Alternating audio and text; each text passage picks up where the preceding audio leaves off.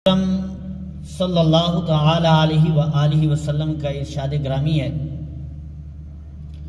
فرمایا کہ جو بندہ محبت کے ساتھ صبح اور شام تین بار میری ذات پہ درود پاک پڑھتا ہے تو اللہ تعالیٰ اپنے کرم کے صدقے اس دن اور اس رات کے گناہوں کو معاف فرما دیتا ہے۔ تو اصول برکت کے لیے ایک مرتبہ بارگاہ رسالت میں ہدیہ درود و سلام قرض کر لیجیے۔ الصلاۃ والسلام علیک یا سیدی یا رسول اللہ،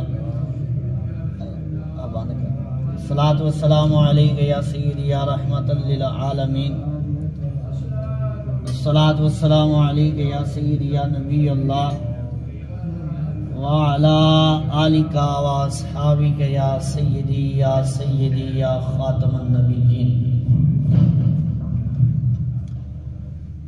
واجب الاحترام معزز سامعین، بزرگوں اور دوستوں،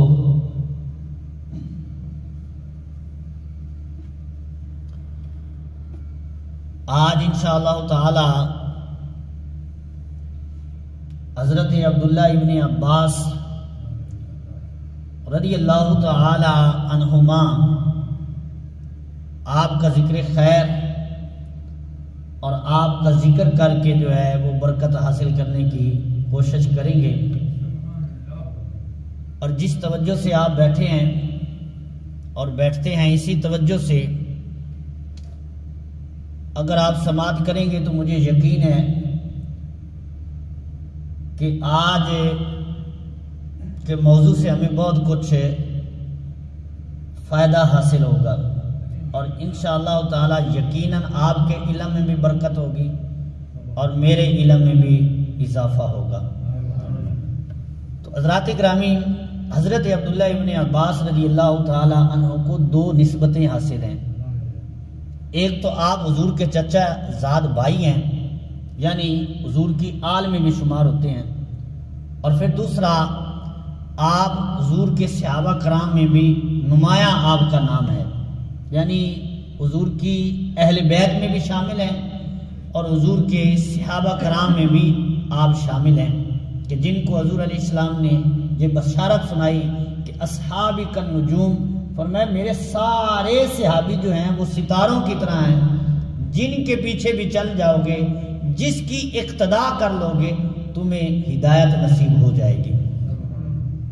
تو حضرت عبداللہ ابن عباس رضی اللہ تعالی عنہ کو یہ دونوں نسبتیں حاصل ہیں، اور اہل بیت کا مقام بھی اللہ تعالیٰ نے قرآن پاک میں جگہ جگہ پر بیان فرمایا ہے، اور حضور کے اصحاب کا مقام بھی اللہ تبارک و تعالیٰ نے قرآن پاک میں جگہ جگہ پر ارشاد فرمایا ہے۔ پہلی آیت کریمہ جس میں اللہ تبارک و تعالیٰ نے حضور نبی کریم علیہ السلام کے صحابہ کرام علیہم رضوان کا تذکرہ بیان فرمایا ہے، اور اس سے پہلے صحابی کی تعریف کیا ہے، صحابی کہتے کس کو ہیں؟ آسان سی جو تعریف صحابی کی ہے وہ یہ ہے کہ جس نے ایمان کی حالت میں حضور کی صحبت اختیار کی ہو اور ایمان کی حالت میں وہ دنیا سے گیا ہو تو اس کو صحابی کہتے ہیں۔ اور جو صحابی کا مقام ہے اس کو ایک حدیث سے سمجھا جا سکتا ہے کہ سرکار نے فرمایا جس نے مجھے دیکھ لیا، اس سے مراد ایمان کی حالت ہی ہے، فرمایا جس نے مجھے دیکھ لیا آگ جہنم کی جو ہے اس پر حرام ہو گئی، اور پھر آگے فرمایا او رآ من رآنی، فرمایا میرے دیکھنے والے کو اگر کوئی دیکھ لے تو اللہ تعالیٰ اس کو بھی یہ بشارت عطا فرما دیتا ہے، یعنی وہ بھی جہنم سے عذاب ہے۔ تو یہ صحابی کا مقام ہے۔ اور ایک حدیث میں حضور علیہ السلام نے فرمایا کہ اگر تم احد پہاڑ کے برابر سونا خرچ کرو، با فرض محال اگر کسی کے پاس احد پہاڑ کے برابر، وہ احد پہاڑ کتنا بڑا ہے اور وہ کتنے میل پھیلا ہوا ہے اور اس کی بلندی بھی بڑی ہے، اگر کسی کے پاس با فرض محال فرمایا اتنا سونا ہو اور وہ اللہ کی راہ میں خرچ کر دے، اور پھر فرمایا ادھر میرا صحابی ہو وہ ایک مٹھی جو کی اللہ کی راہ میں خرچ کر دے، فرمایا وہ تمہیں احد پہاڑ کے برابر سونا خرچ کرنے کا اتنا ثواب نہیں ملنا جتنا اللہ تعالیٰ نے میرے صحابی کو اس مٹھی کا ثواب دے دینا ہے۔ یہ ان کا مقام ہے۔ فرمایا میرے صحابہ کرام کی نیند بھی تمہاری عبادتوں سے افضل ہے، کیونکہ انہوں نے حضور کی صحبت اختیار کی ہے۔ اور عام صحابی کی تعریف کی جاتی ہے کہ جس نے حضور کو دیکھا ہو، تو پھر محدثین نے کہا، علماء نے کہا کہ کچھ صحابہ کرام وہ بھی تھے جن کی آنکھوں کی بصارت بظاہر نہیں تھی، تو وہ بھی تو صحابی ہیں۔ اور پھر صحابی کا ماخذ جو ہے وہ صحبت سے ہے، یعنی لفظ صحابی جو ہے یہ صحبت سے بنا ہے، اور صحبت کہتے ہیں کہ کسی کی بارگاہ میں بیٹھنا، کسی کی صحبت اختیار کرنا، اسی سے صحابی بنا ہے۔ تو کہتے ہیں کہ دیکھنا اپنی جگہ ہے، لیکن صحابی کی تعریف یہ ہے کہ جو ایمان کی حالت میں حضور کی صحبت میں آ کر بیٹھ جاتا ہے اس کو ہی صحابہ کرام کہا جاتا ہے، اس کو صحابی کہا جاتا ہے کہ جس نے حضور کی صحبت اختیار کر لی ہو، حضور کی بارگاہ میں آ کر وہ بیٹھ گیا ایمان کی حالت میں۔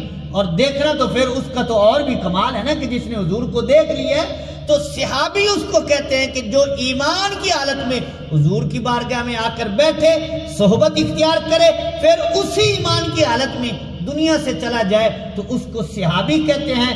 اور صحابہ کرام کا مقام جو ہے وہ اللہ تبارک و تعالیٰ نے جو قرآن پاک میں جگہ جگہ پر بیان فرمایا، سب سے پہلی آیت کریمہ جس میں اللہ تعالیٰ نے ارشاد فرمایا کہ ثم اورثنا الکتاب کتاب الذی نصطفینا من عبادنا، فرمایا پھر ہم نے وارث بنایا کتاب کا ان لوگوں کو جن کا ہم نے اپنے بندوں میں انتخاب کر لیا ہے۔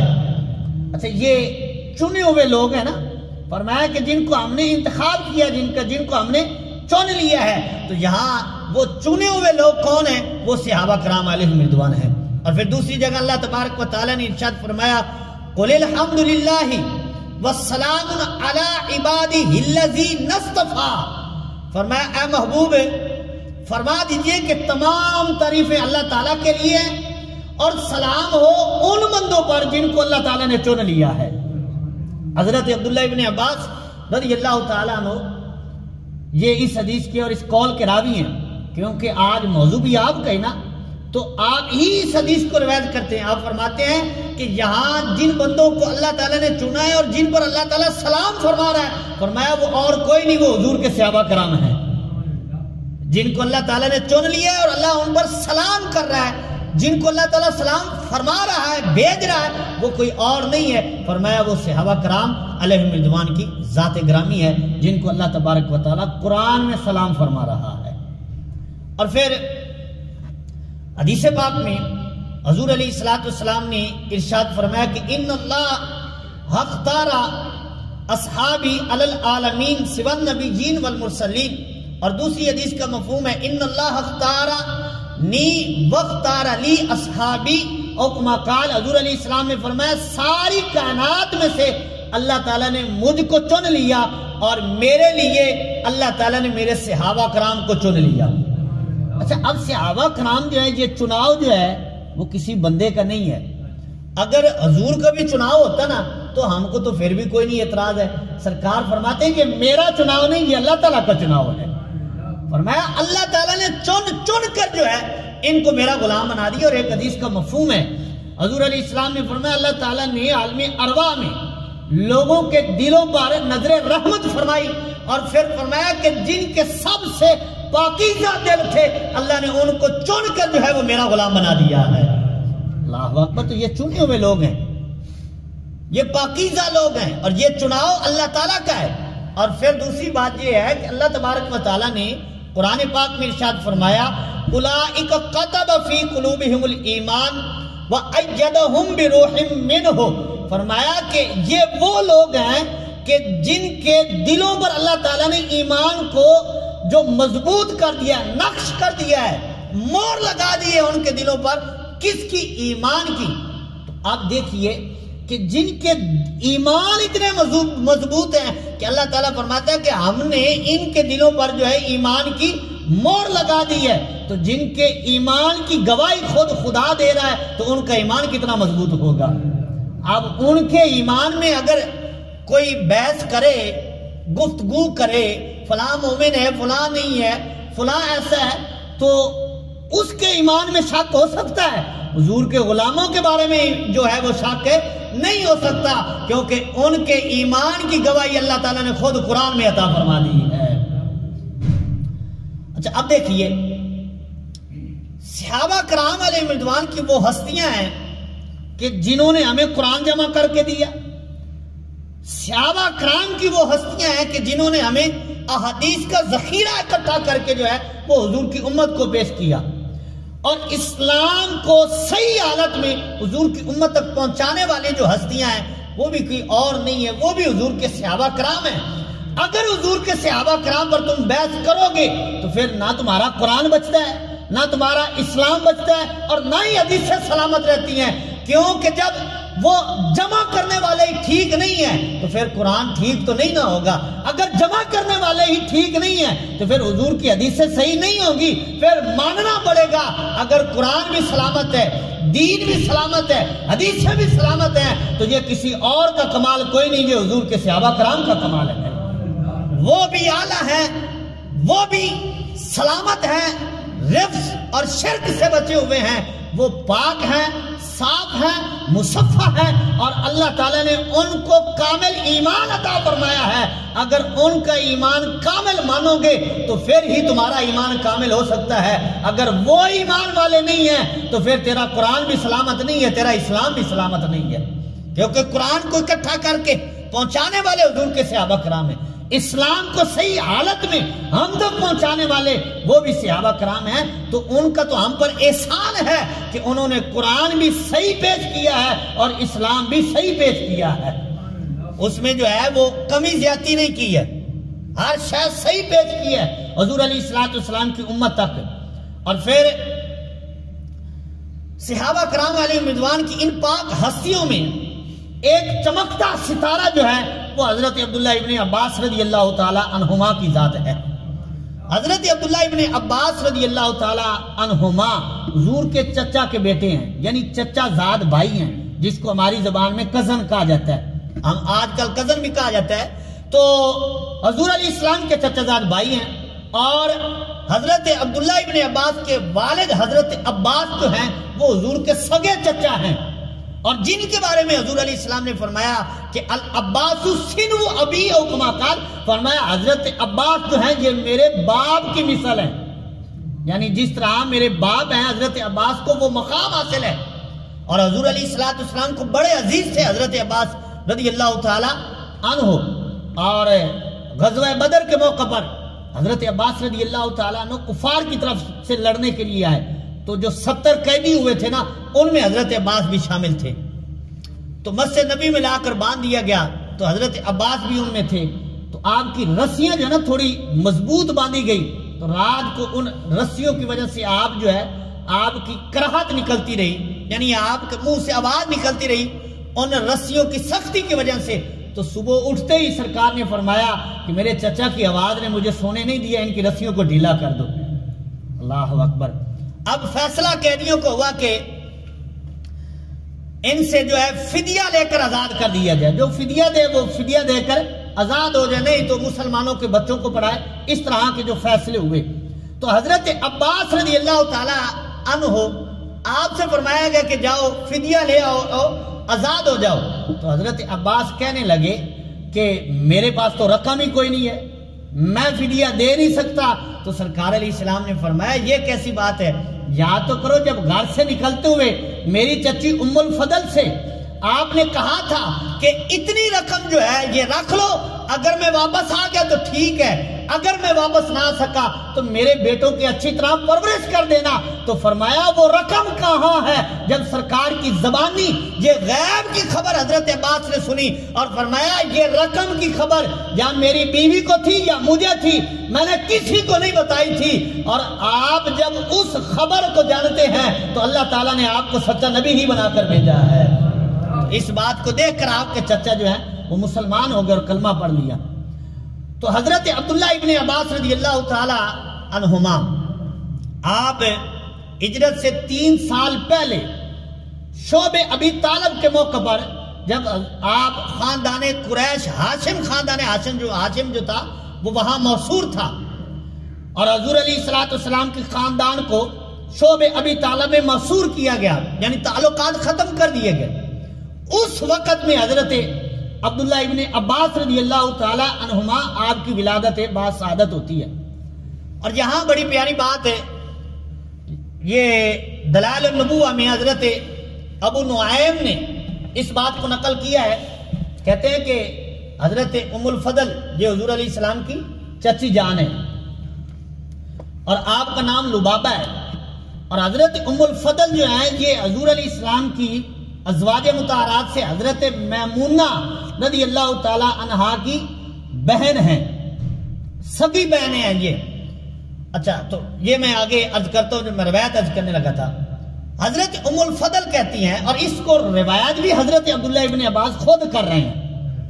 آپ کہتے ہیں کہ ایک دن میری امی نے مجھے بیان کیا، حدثتنی ام الفضل، انہوں نے مجھے بیان کیا، قالت مررت بالنبی صلی اللہ علیہ وسلم فقال انکی حامل بغلام، حضور علیہ السلام کے قریب سے حضرت ام فضل کہتی ہے میں گزری، سرکار کے قریب سے گزری تو حضور نے مجھے دیکھ کر کہا انکی حامل بغلام، اے میری چچی تو ایک لڑکے سے جو ہے حاملہ ہوگی۔ ابھی آپ کہتی ہیں مجھے پتہ ہی نہیں تھا، سرکار مجھے دیکھ کر فرما رہے ہیں، کیا فرما رہے ہیں؟ انکی حامل بغلام، اے میری چچی تو ایک غلام سے، غلام عربی میں نوجوان کو کہتے ہیں، ایک لڑکے سے تو حاملہ ہوگی، فَإِذَا وَلَدْتِ فَأْتِينِي بِهِ، اور فرمایا کہ جب تو اس کو جنے تو پھر میرے پاس لے آنا، ولادت ہوگی اور پھر اس کو میرے پاس لے آنا۔ قالت فَلَمَّا وَلَدْتُهُ أَتَيْتُ بِهِ النَّبِيَّ، تو آپ فرماتی ہیں کہ جب حضرت عبداللہ ابن عباس کی ولادت ہوئی میں نے ان کو اٹھایا اور حضور علیہ السلام کی خدمت میں لے کر حاضر ہو گئی، تو آپ فرماتی فَأَذَّنَ فِي أُذُنِهِ الْيُمْنَى وَأَقَامَ فِي أُذُنِهِ الْيُسْرَى، حضور علیہ السلام نے حضرت عبداللہ کے سیدھے کان میں خود اذان کہی اور دوسرے کان میں، بائیں کان میں حضور علیہ السلام نے اقامت یعنی تکبیر کہی۔ اب یہ کرنے کے بعد حضور علیہ السلام نے وَأَلْبَاهُ مِنْ رِيقِهِ، حضور علیہ السلام نے اپنے لعاب کا جو گھٹی ہے نا حضرت عبداللہ ابن عباس کو خود عطا فرمائی۔ اللہ اکبر، اپنی انگلی مبارک پر سرکار علیہ السلام نے اپنا لعاب لگایا اور حضرت عبداللہ ابن عباس کے منہ میں رکھ دیا، حضرت عبداللہ ابن عباس نے اس کو چوس لیا۔ یہ گھٹی اس کو کہا جاتے ہیں اور اس کو عربی میں جو اردو زبان میں گڑتی کہا جاتا ہے، تو گڑتی جو ہے حضرت عبداللہ ابن عباس کو خود سرکار نے عطا فرمائی ہے، اور یہ وہی گڑتی ہے جو اللہ تعالیٰ کے محبوب نے حضرت امام حسن کو بھی عطا فرمائی تھی، حضرت امام حسین کو بھی عطا فرمائی تھی رضی اللہ تعالی عنہما۔ اور یہ سرکار کی گڑتی کی برکت تھی، یہ حضور کے لعاب کی برکت تھی کہ پھر جو آپ کی ذات سے علم کے چشمے جاری ہو گئے اور لوگوں نے آپ سے علم حاصل کیا، اور حبر الامہ آپ کو کہا جاتا ہے، یہ آپ کا لقب ہے، یعنی کہ علم کے آپ سمندر ہیں، یہ لقب بھی آپ کو حاصل ہوا۔ اور پھر دیکھیے اب حضور علیہ السلام نے جب لعاب عطا فرمایا تو آگے سرکار نے پھر سماہ عبداللہ، آپ کی امی جان کہتی ہیں کہ حضور نے خود ہی آپ کا نام عبداللہ رکھا، عبداللہ نام بھی سرکار نے خود رکھا۔ اور حضور علیہ السلام اکثر صحابہ کرام کے جو نام عبداللہ رکھتے تھے، اور حضور علیہ السلام نے فرمایا کہ اللہ تبارک و تعالیٰ کو 2 نام زیادہ پسند ہیں، ایک عبداللہ اور دوسرا عبد الرحمن، یہ اللہ تعالیٰ کو نام زیادہ پسند ہے۔ اور حضور علیہ السلام کی بارگاہ میں جب کوئی کلمہ پڑھتا اس کا نام ٹھیک ہوتا پھر سرکار تبدیل نہیں فرماتے تھے، اگر صحیح نہ ہوتا پھر حضور اس کا نام تبدیل کر کے عبداللہ رکھتے تھے۔ اور صحابہ کرام علیہم رضوان کی جو تعداد ہے وہ 1,40,000 کے قریب بیان کی گئی ہے، اور ان میں 360 صحابہ کرام وہ تھے جن کے نام عبداللہ تھے، اتنے صحابہ کرام کا نام عبداللہ تھا، اور ان میں 4 مشہور صحابہ کرام عبداللہ ہیں جن کو عبادلہ کہا جاتا ہے۔ ان میں حضرت عبداللہ ابن عباس، عبداللہ ابن مسعود، عبداللہ بن عمر اور حضرت عبداللہ بن زبیر رضی اللہ تعالی عنہم، یہ 4 صحابہ کرام عبداللہ کے نام پر مشہور ہیں جن کو عبادلہ کہا جاتا ہے، اور ان میں ایک نام ہے عبداللہ ابن عباس کا۔ اللہ اکبر رضی اللہ تعالی عنہما۔ حضرت ام الفضل فرماتی ہیں کہ حضور نے خود ان کا نام عبداللہ رکھا، اور پھر آگے آپ بیان کرتی ہیں کہ حضور علیہ السلام نے لعاب بھی عطا فرما دیا، اذان بھی کئی کان میں، اقامت بھی کئی دوسرے کان میں، عبداللہ نام رکھ کر آگے ایک خبر عطا فرمائی، وقال اذهبي بأبي الخلفاء، سرکار نے فرمایا اپنی چچی سے کہ بادشاہوں کے باپ کو لے کر جاؤ، خلفاء کے باپ کو لے کر جاؤ۔ اچھا، اب یہ سرکار کی خبر تھی کہ بادشاہوں کے باپ کو، خلفاء کے باپ کو لے کر جاؤ۔ ابھی وہ پیدا ہو رہے ہیں، ابھی حضور اذان کہہ رہے ہیں، ابھی حضور گھٹی عطا فرما رہے ہیں، ابھی نام رکھا ہے، اور حضور نے ایک خبر بھی عطا فرما دی ہے کہ یہ بادشاہوں کا باپ بنے گا۔ یہ حضور کا علم مبارک ہے۔ اچھا، فَأَخْبَرْتُ العباس کہتے ہیں کہ میں نے پھر حضرت عباس کو یہ آ کر خبر دی کہ حضور نے ایسا ایسا میرے بیٹے کو نوازا ہے۔ وَقَانَ رَجُلًا لِبَاسًا، حضرت عباس بڑا خوبصورت لباس پہنتے تھے۔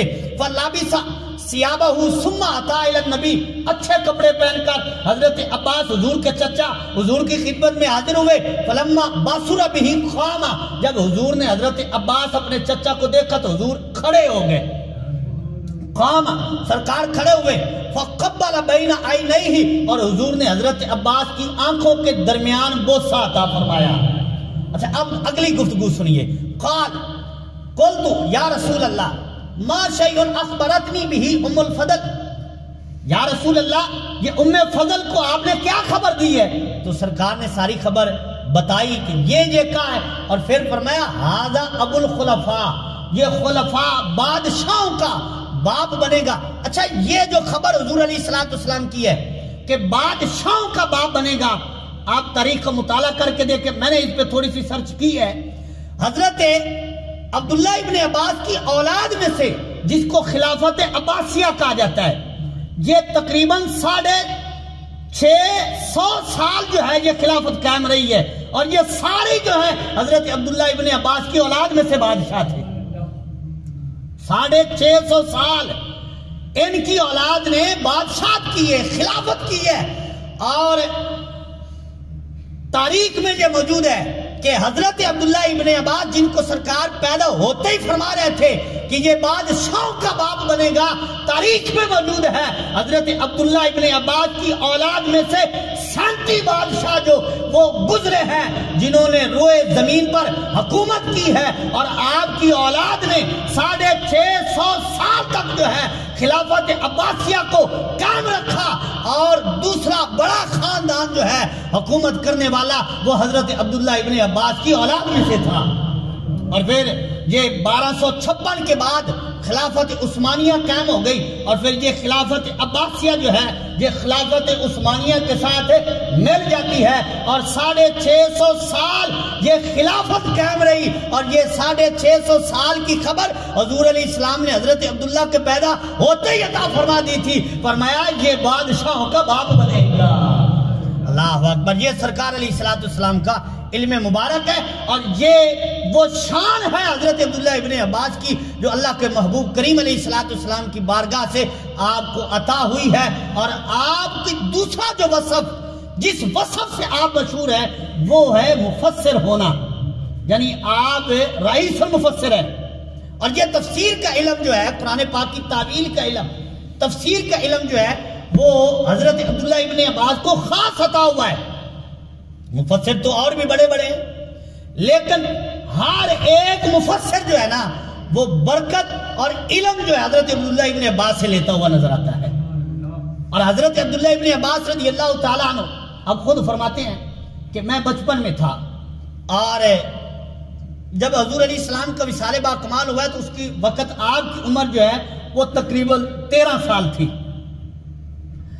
حضرت عبداللہ ابن عباس رضی اللہ تعالیٰ عنہ آپ فرماتے ہیں کہ میں بچپن میں تھا، اور میری خالہ حضرت میمونہ ام المومنین حضور علیہ السلام کی زوجہ، جو آپ کی امی جان حضرت ام الفضل کی جو بہن تھی، اور حضرت عبداللہ ابن عباس کی والدہ، اور حضور علیہ السلام کی زوجہ حضرت میمونہ، اور حضرت خالد بن ولید رضی اللہ تعالیٰ عنہ، یہ ان تینوں کی جو مائیں تھی وہ آپس میں سگی بہنیں تھیں، یعنی آپس میں یہ کزن لگتے تھے ماں کے اعتبار سے۔ تو آپ فرماتے ہیں کہ میری ماں سپیشل مجھے رات کو اپنی خالہ، اپنی بہن اور میری خالہ جو حضرت میمونہ جو تھی سرکار کی زوجہ تھی، ان کے ہاں بھیج دیتی تھی کہ رات کو جا حضور کے گھر آرام کرنا، رات وہاں گزارنا، اور دیکھ کر آنا کہ حضور علیہ السلام رات کو کتنی عبادت کرتے ہیں۔ اللہ اکبر۔ تو یہ حضرت عبداللہ ابن عباس کو خاصا حاصل ہے۔ اور پھر کیونکہ حضور علیہ السلام رشتے میں آپ کے خالو بھی لگتے ہیں اور حضور علیہ السلام کے آپ چچا زاد بھائی بھی ہیں، تو اس لحاظ سے آپ بچپن میں حضور علیہ السلام کے گھر حضور علیہ السلام کی صحبت جو ہے آپ کو حاصل رہی ہے۔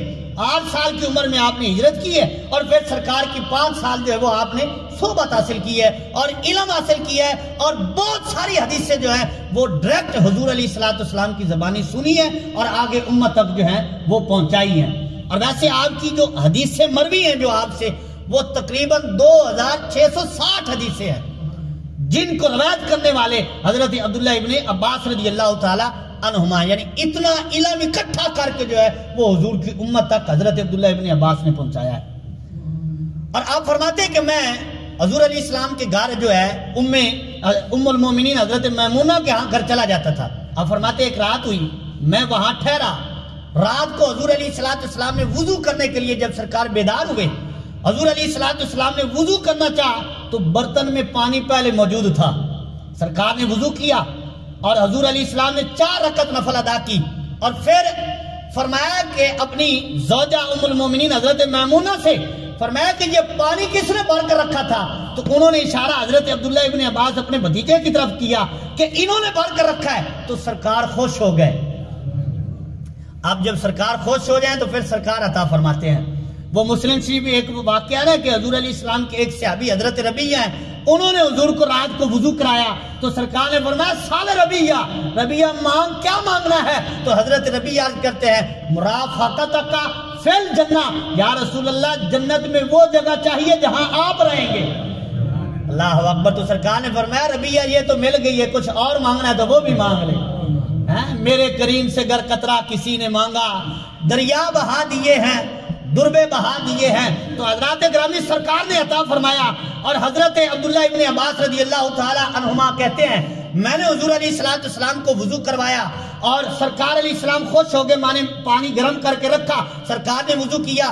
اب اگلی روایت سنیے، حضور علیہ السلام نے حضرت عبداللہ ابن عباس کو سینے سے لگایا، اور آپ بیان کرتے ہیں کہ یہ ایک بار نہیں ہوا، حضور نے 2 بار سینے سے لگایا ہے، اور سینے سے لگا کر حضور علیہ السلام نے فرمایا اللہم فقہہ فی الدین وعلمہ التاویل، اے میرے مولا اس نوجوان کو دین کا فقیہ بنا اور اس نوجوان کو قرآن کی تفسیر عطا فرما۔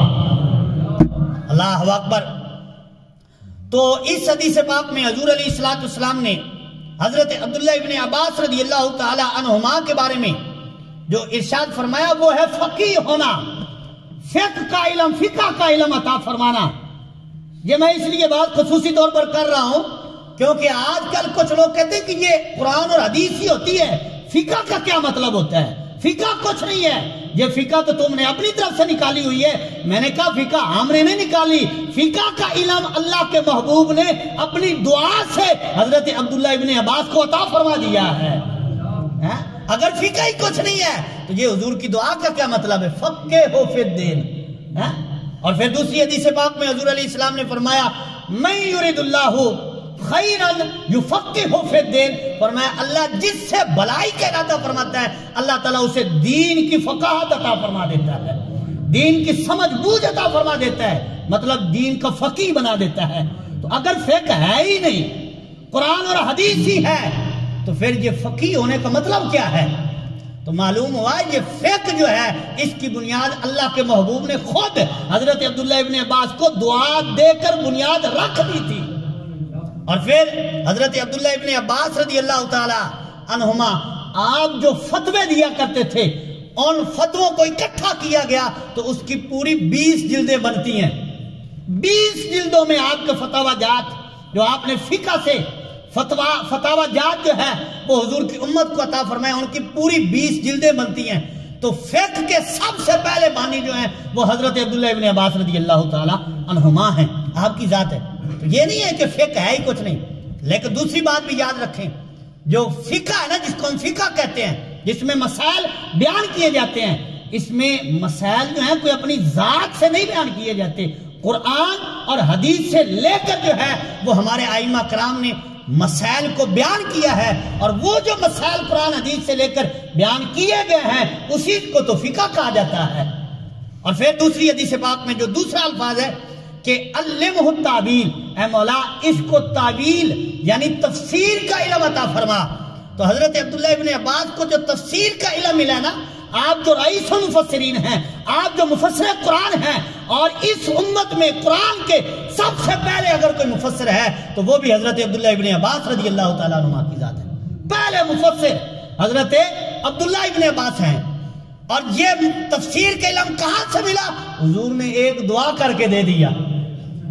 اور پھر صحابہ کرام علیہ رضوان کی حیات میں, دور خلافت میں اگر کسی مسئلے پر بحث ہو جاتی, بحث چھڑ جاتی, گفتگو ہو جاتی کہ اب اس مسئلے کے بارے میں کیا حکم ہے, تو راوی کہتے ہیں کہ صحابہ کرام اور بالخصوص حضرت فاروق اعظم رضی اللہ تعالی عنہ آپ اس مسئلے کو مانتے تھے جو رائے حضرت عبداللہ ابن عباس دیا کرتے تھے رضی اللہ تعالیٰ عنہ. اور پھر ایک جگہ پر یہ بھی واقعہ موجود ہے کہ حضرت عبداللہ ابن عباس جو ہیں یہ ابھی 17 یا 18 سال کی عمر تھی. اس عمر میں حضرت فاروق اعظم کی مجلس میں بیٹھا کرتے تھے. ابھی داڑھی کے بال اگ رہے تھے.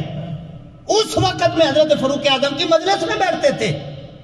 اب حضرت فاروق اعظم کی جو مجلس شورا تھی اس میں بدری صحابہ بیٹھے تھے, بڑے بڑے بزرگ صحابہ کرام جو ہیں وہ بیٹھا کرتے تھے. حضرت فاروق اعظم کی مجلس کوئی عام مجلس تو نہیں ہے نا, لیکن اس مجلس میں ایک نوجوان بھی بیٹھا کرتا تھا جس کا نام عبداللہ ابن عباس ہے رضی اللہ تعالی عنہما. تو دیگر صحابہ کرام نے رشک کیا کہ یہ کیا ہے, ہمارے بچے اس عمر میں دیگر کاموں میں مصروف ہیں, ان کو اجازت ہی نہیں ہے کہ ادھر آ سکے, اور یہ نوجوان ہے کہ آپ کی مجلس میں آپ آ کر بیٹھتا ہے. تو حضرت فاروق اعظم کو جب یہ بات پہنچی تو ایک دن آپ نے جانچ کروانے کے لیے ایک سوال اس مجلس کے سامنے رکھا. فرمایا یہ تو بتاؤ کہ جو اللہ تبارک و تعالیٰ کا فرمان ہے اذا جاء نصر اللہ والفتح ورأیت الناس يدخلون فی دین اللہ افواجا, کہ اللہ تبارک و تعالیٰ نے جو فرمایا ہے سورہ نصر میں کہ جب فتح آ جائے اور تم دیکھو گے کہ گروہ در گروہ لوگ مسلمان ہو رہے ہیں, فسبح بحمد ربک واستغفر, تو پھر اس وقت اپنے رب کی پاکی بولنا اور اللہ سے استغفار کرنا. تو اس کا کیا مطلب ہے؟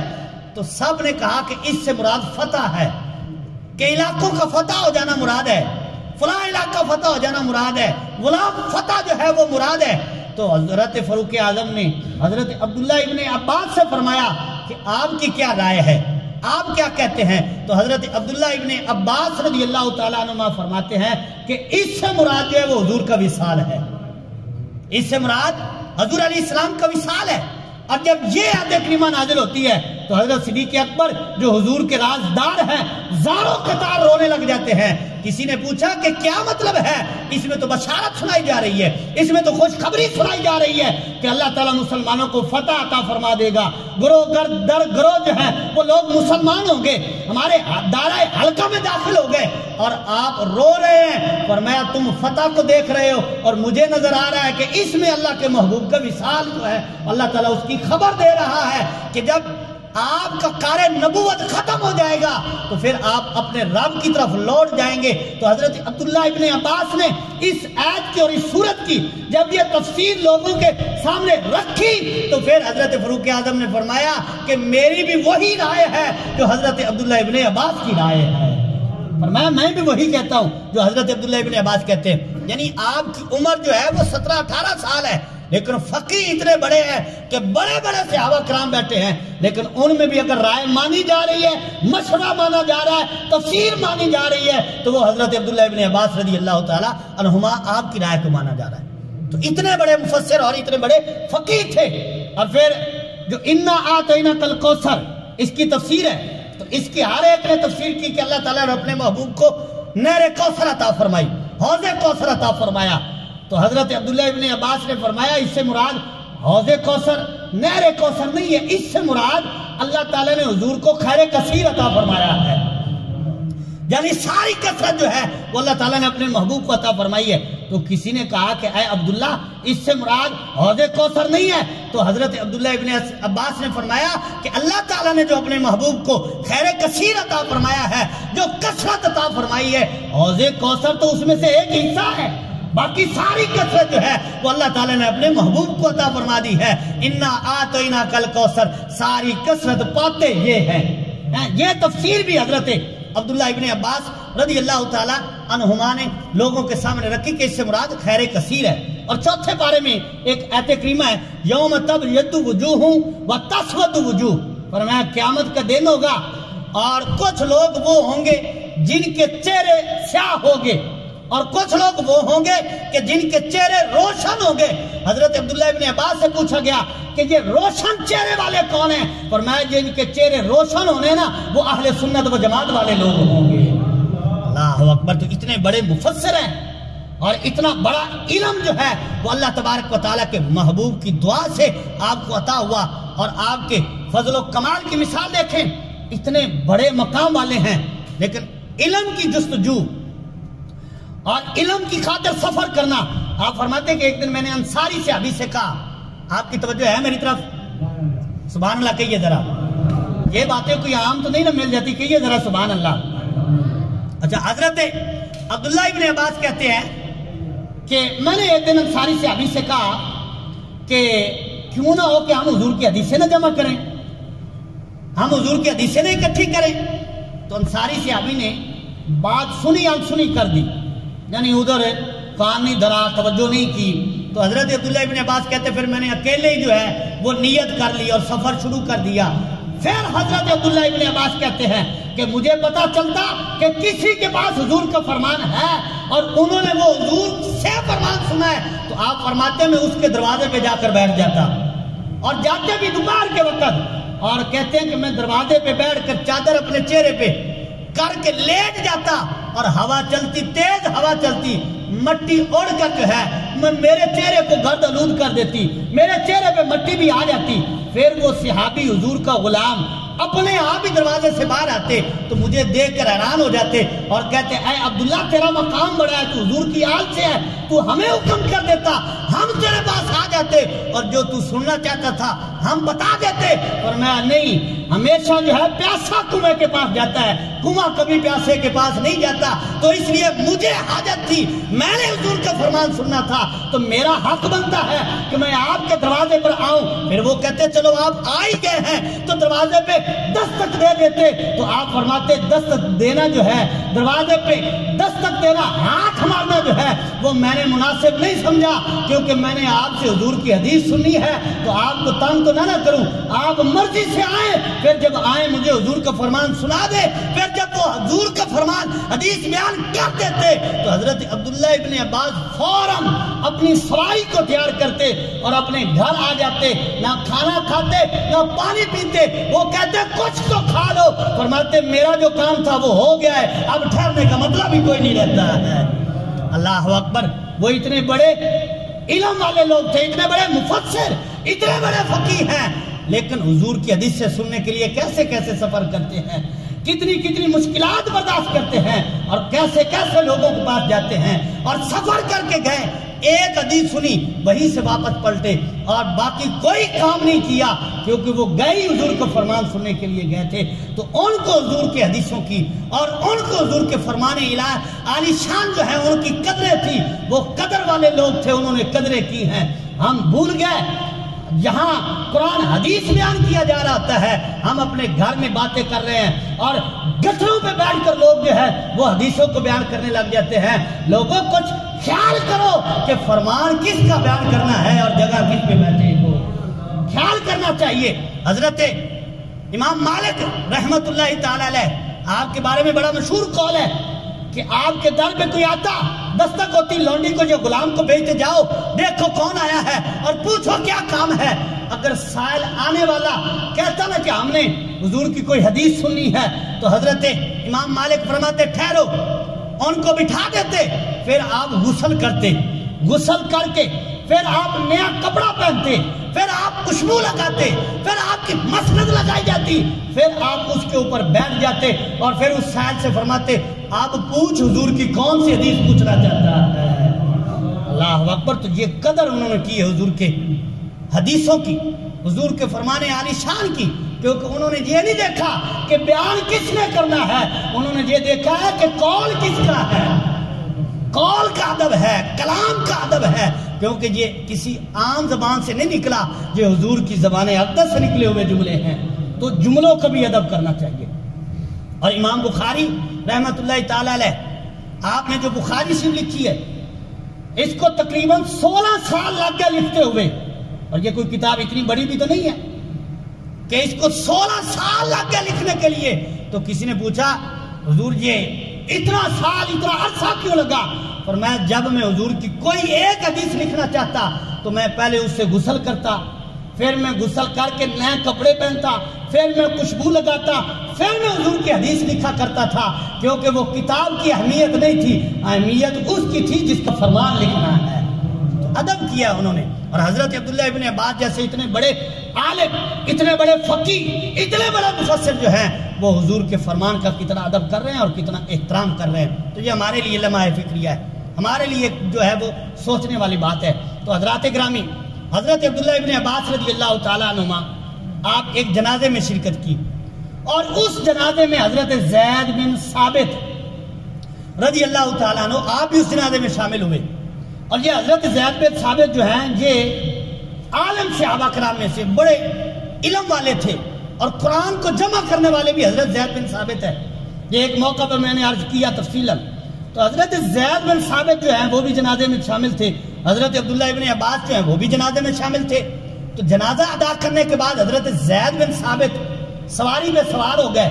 جب سوار ہوئے تو حضرت عبداللہ ابن عباس نے ان کی سواری کی لگام پکڑ لی۔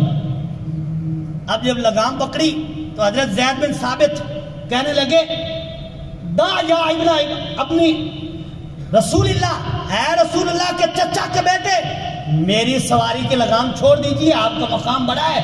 تو حضرت عبداللہ ابن عباس فرماتے ہیں ہمیں رسول اللہ نے یہ حکم دیا ہے کہ علماء کا اس طرح ادب کریں، علماء کا ادب کریں۔ اچھا، اب حضرت زید بن ثابت نے پتہ کیا کیا؟ آپ پھر سواری سے اتر آئے اور سواری سے اتر کر حضرت عبداللہ ابن عباس کے ہاتھوں کو چوم لیا۔ انہوں نے کہا کہ یہ آپ نے کیا کیا ہے؟ اور میں جب رسول اللہ نے آپ کو حکم دیا ہے کہ علماء کا ادب کرنا ہے، تو پھر ہمیں بھی رسول اللہ نے حکم دیا ہے کہ میری آل کا اس طرح ادب کرنا ہے۔ یہ ادب کی مثالیں ہیں، انہوں نے ایک دوسرے کا ادب کیا ہے، اور ان میں محبت تھی، رحماء بینہم کی وہ جیتی جاگتی تفسیر تھی۔ صحابہ کرام حضور کی آل کا ادب کیا کرتے تھے، اور حضور کی آل جو ہے وہ حضور کے اصحاب کا ادب کیا کرتے تھے۔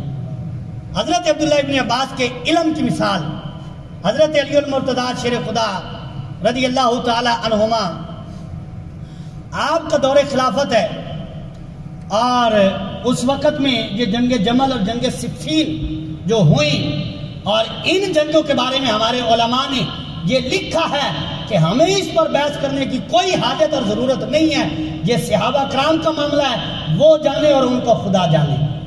ہمیں اتنا پتہ ہے کہ اللہ نے فرمایا وَكُلًّا وَعَدَ اللَّهُ الْحُسْنَى، کہ اللہ تعالیٰ نے سارے صحابہ کرام جو ہیں ان سے جنت کا وعدہ فرمایا ہوا ہے۔ جب اللہ نے ان سے وعدہ فرمایا ہے رضی اللہ عنہم ورضوا عنہ، فرمایا اللہ ان سے راضی ہے، یہ اللہ سے راضی ہے۔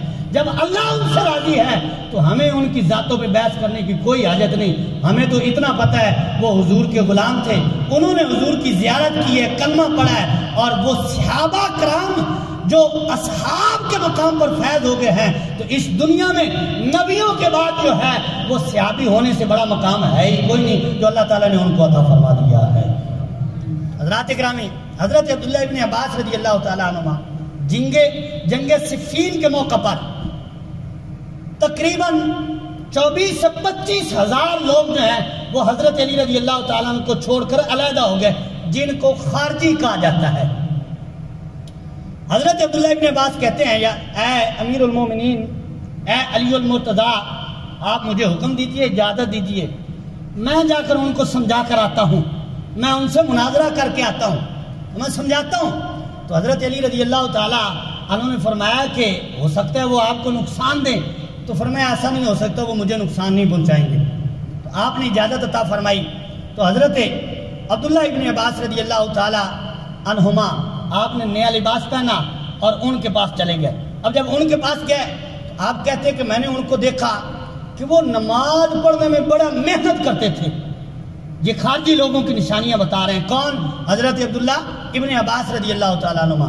آپ فرماتے ہیں میں نے ان کو دیکھا نماز ایسے پڑھتے ہیں کہ ان کے گھٹنوں پہ بھی نشان پڑے ہوئے، نماز پڑھ کے ماتھوں پہ بھی نشان پڑے ہوئے ہیں، لیکن ہیں خارجی، ہیں حضرت علی کو چھوڑنے والے۔ اور پھر کہتے ہیں کہ وہ بڑی عبادت میں مشقت کرنے والے، میں نے ان کو دیکھا اور پھر میں نے ان کو سلام کیا تو کچھ لوگوں نے مجھے سلام کا جواب بھی دیا، خوش آمدید بھی کہا۔ میں ان کے پاس بیٹھ گیا، انہوں نے کہا آپ نے بڑا آج خوبصورت لباس پہنا ہوا ہے۔ تو حضرت عبداللہ ابن عباس نے فرمایا میں کیوں نہ پہنوں، کیونکہ میں نے اللہ کے رسول کو دیکھا ہے، وہ اس سے بھی خوبصورت لباس پہنا کرتے تھے۔ اللہ اکبر۔ اب حضرت عبداللہ ابن عباس ان سے کلام کرتے ہیں، فرمایا کہ تم ان کے بارے میں غلط سوچ رکھتے ہو اور ان کے خلاف نکلے ہو جن کو رسول اللہ نے بشارتیں سنائی ہیں، جو حضور کے داماد ہیں، جو شیر خدا ہیں، تم ان کے خلاف خروج کر رہے ہو۔ تو انہوں نے کہا ہمارے کچھ اعتراض ہیں۔ تو حضرت عبداللہ ابن عباس نے فرمایا بتاؤ تمہارے اعتراض کیا ہے، میں تمہیں جواب دوں گا۔ اب انہوں نے 3 اعتراض رکھے، یہ بات بڑی غور سے سننے والی ہے۔ کون؟ خارجی لوگ جن کے عقائد غلط تھے، وہ کن پہ اعتراض کر رہے ہیں؟ شیر خدا پہ اعتراض کر رہے ہیں۔ اللہ اکبر۔ علی المرتضیٰ حضور کے داماد، جن کو سرکار نے فرمایا انا مدینۃ العلم وعلی بابوہا، ان پہ اعتراض کر رہے ہیں۔ اب اعتراض کیا تھا؟ پہلا اعتراض یہ تھا کہ انہوں نے دین کے معاملے میں ثالث مانا ہے، جبکہ قرآن کہتا ہے ان الحکم الا للہ، کہ حکم صرف اللہ تعالیٰ کا ہے، اللہ کے علاوہ کسی کا حکم نہیں ماننا چاہیے۔ اور یہ تیسرے کا حکم مانتے ہیں، لہذا یہ نہیں ہونا چاہیے، اللہ کے حکم پر فیصلہ کرنا چاہیے۔ دوسرا اعتراض کہ انہوں نے لڑائی کی اور قتل کیا اور کسی کو قیدی نہیں بنایا، یعنی وہ جنگ صفین کے موقع پر کہنے لگے کہ کسی کو قیدی نہیں بنایا اور مال غنیمت بھی حاصل نہیں کیا۔ کہنے لگے کہ اگر جن سے انہوں نے جنگ کی ہے ان کو قید نہیں کرنا اور ان کا مال نہیں لوٹنا، اگر وہ مومن ہیں پھر ان سے لڑنا کیا، اور اگر وہ کافر ہیں تو پھر وہ مومن نہیں ہے، ان کو مارنا حلال ہے۔ تو یہ بھی ان کا حضرت علی پر اعتراض تھا۔ کس کے سامنے اعتراض کر رہے ہیں؟ عبداللہ ابن عباس کے سامنے۔ تیسرا اعتراض کہ وہ اپنے آپ کو امیر المومنین نہیں کہلواتے۔ کون؟ حضرت علی رضی اللہ تعالیٰ عنہ، کہ وہ انہوں نے روک دیا ہے کہ مجھے امیر المومنین نہ کہو، کہ جب کہ امیر المومنین کو ان کو کہنا ہے۔ یہ 3 اعتراض کیے تو حضرت عبداللہ ابن عباس نے فرمایا اگر میں قرآن سے تمہیں جواب دوں تو پھر اپنی بات سے باز آ جاؤ گے۔ انہوں نے کہا ٹھیک ہے جی، آپ قرآن سے ہمیں بتا دیجئے۔ تو حضرت عبداللہ ابن عباس نے فرمایا پہلا جو تمہارا سوال ہے نا، اس کا جواب یہ ہے کہ اللہ تعالیٰ نے ارشاد فرمایا ہے یا ایھا الذین آمنوا لا تقتلوا الصید وانتم حرم، فرمایا جب تم احرام کی حالت میں ہو تو کوئی شکار نہیں کرنا۔ ومن قتلہ منکم متعمدا، فرمایا اگر کسی نے جان بوجھ کر احرام کی حالت میں شکار کر لیا تو پھر اس جانور کی مثل جو ہے کوئی حلال جانور جو ہے یعنی گھریلو جانور جو ہے اس کو اس کے فدیہ میں دے، اس کے فدیہ میں دے۔ اچھا اب کیسے دیکھنا ہے کہ یہ اس کے برابر ہے یا نہیں؟ تو فرمایا قرآن نے کہا ذوا عدل منکم، فرمایا دو عادل بندے جو ہے نا ان کو فیصلہ کرنے دو، جس جانور پر وہ انگلی رکھ دے وہی اس کے مثل ہو جائے گا۔ تو فرمایا بتاؤ قرآن نے کہا ہے کہ نہیں تیسرا بندہ فیصلہ کرے گا؟ انہوں نے کہا یہ تو ٹھیک ہے۔ فرمایا پھر دوسری جگہ قرآن نے کہا ہے کہ جب دو میاں بیوی آپس میں لڑ پڑے تو قرآن کہتا ہے ایک مرد کی طرف سے حاکم آئے اور ایک عورت کی طرف حاکم آئے، وہ جو بہتر فیصلہ لگے وہ فیصلہ کر دیں۔ فرمایا قرآن نے کہا ہے کہ نہیں کہ ثالث جو ہے اس کو اختیار کر لو؟ انہوں نے کہا جی قرآن نے کہا ہے۔ انہوں نے کہا اس اعتراض کا جواب ہو گیا؟ کہنے لگے یہ اس اعتراض کا جواب ہو گیا۔ اب فرمایا تمہارا دوسرا اعتراض ہے کہ ان کو قید کرنا ہے، ان کو لونڈیاں بنانا ہے۔ فرمایا اگر لونڈی بنانا ہے تو مقابلے میں ام المومنین حضرت عائشہ پاک رضی اللہ تعالی عنہا ہے۔ فرمایا اب بتاؤ کیا ام المومنین کو لونڈی بنایا جا سکتا ہے؟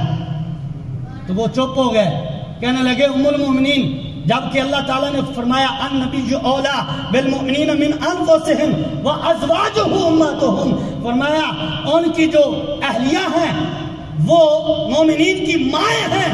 فرمایا بتاؤ جب قرآن کہہ رہا ہے تمہاری ماں ہیں ان کو لونڈی بناؤ گے؟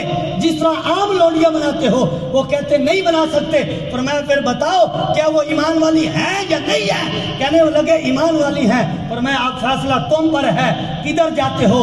تو وہ خاموش ہو گئے۔ پھر فرمایا تیسرا سوال کا اعتراض کا جواب یہ ہے کہ تم نے کہا کہ امیر المومنین نہیں کہلاتے۔